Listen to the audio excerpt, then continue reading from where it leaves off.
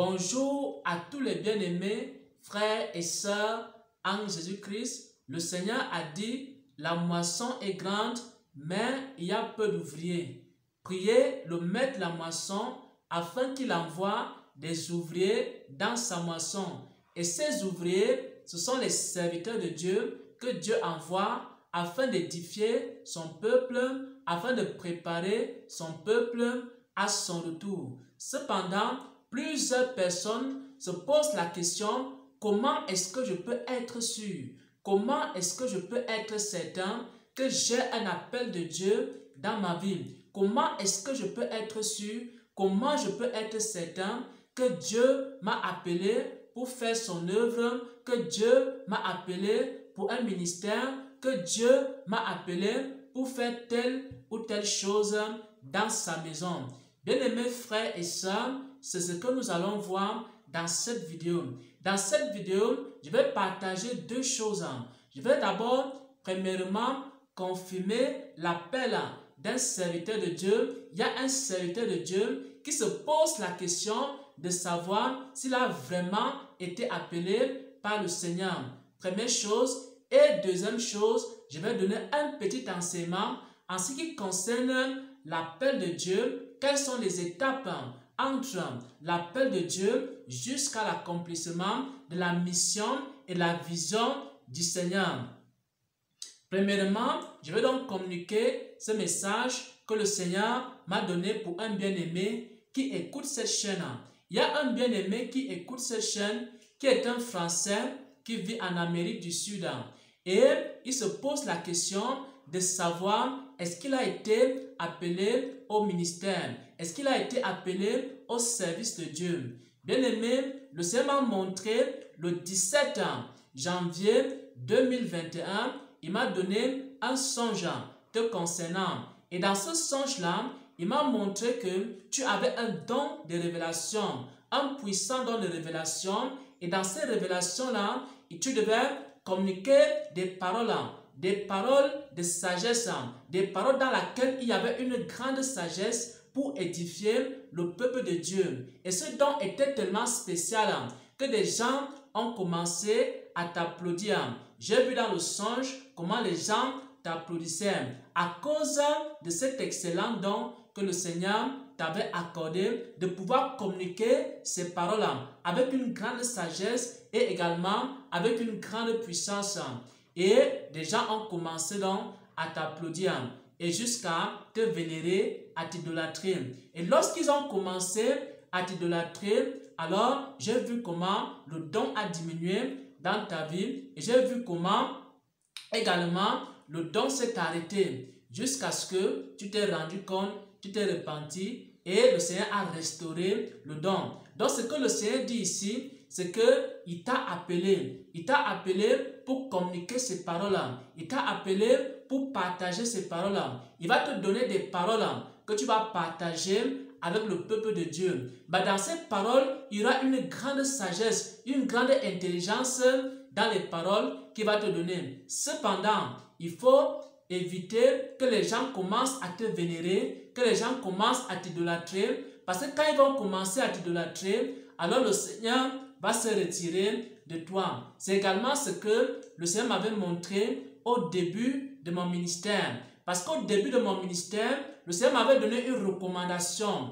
Il m'avait dit que je ne dois jamais accepter que les gens commencent à me vénérer, les gens commencent à m'idolâtrer et les gens commencent à me prendre pour Dieu. Parce que si j'accepte que les gens m'idolâtrent, alors ce qui va se passer, c'est que le Seigneur va se retirer de moi. Pourquoi? Parce que Dieu ne voudrait pas qu'on vole sa gloire. Dieu s'est retiré de plusieurs serviteurs parce qu'ils ont commencé à voler sa gloire. Donc, tu dois demeurer humble et ne jamais voler la gloire de Dieu. Tu dois toujours rendre gloire à Dieu. C'est ainsi que Dieu sera avec toi du début de ton ministère jusqu'à la fin de ton ministère. Maintenant, j'aimerais donner un petit enseignement en ce qui concerne le ministère. Lorsque Dieu t'appelle, première des choses, il faut qu'il confirme cet appel. Pourquoi? Parce que les Écritures nous enseignent que toute vérité est établie sur la déclaration de 2 ou 3 témoins. Donc, si Dieu te dit qu'il t'a appelé, il doit confirmer cet appel par une autre personne. Et il peut confirmer ça par 2 ou 3 autres personnes.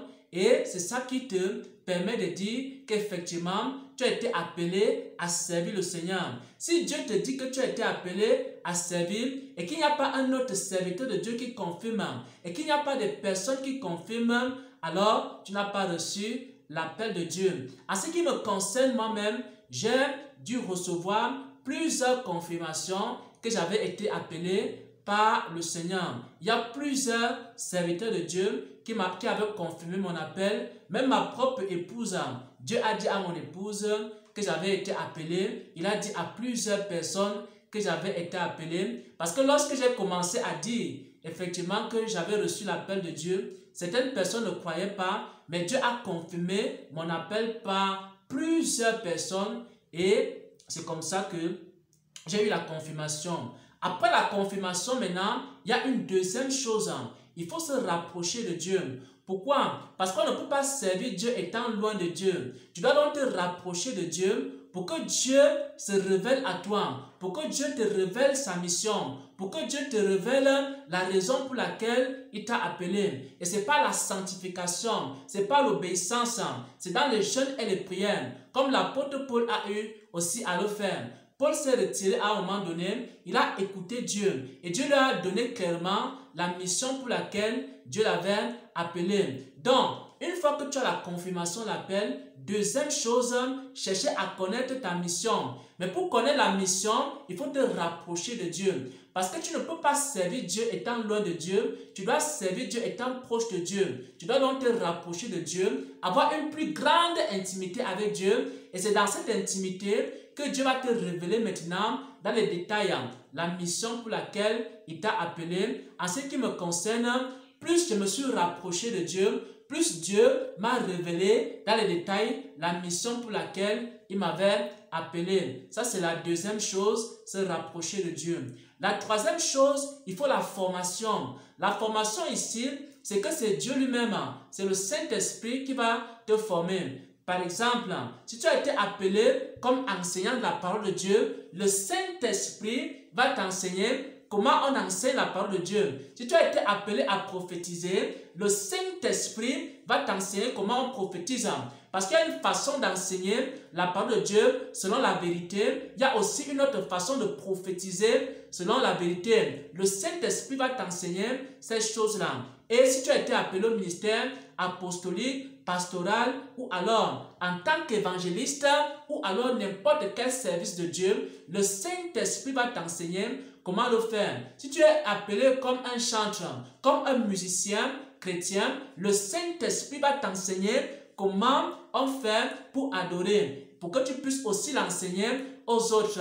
Ça, c'est la troisième chose, la formation. Après la formation, il y a maintenant le revêtement. Donc, au fur et à mesure que Dieu te forme, il est aussi en train de te revêtir des capacités, des dons, des talents, afin que tu sois capable d'accomplir la mission et la tâche pour laquelle il t'a appelé. Et ensuite, maintenant, il faut marcher avec le Seigneur chaque jour. Et s'il te donne un talent, tu fais valoir ton talent, il t'ajoute.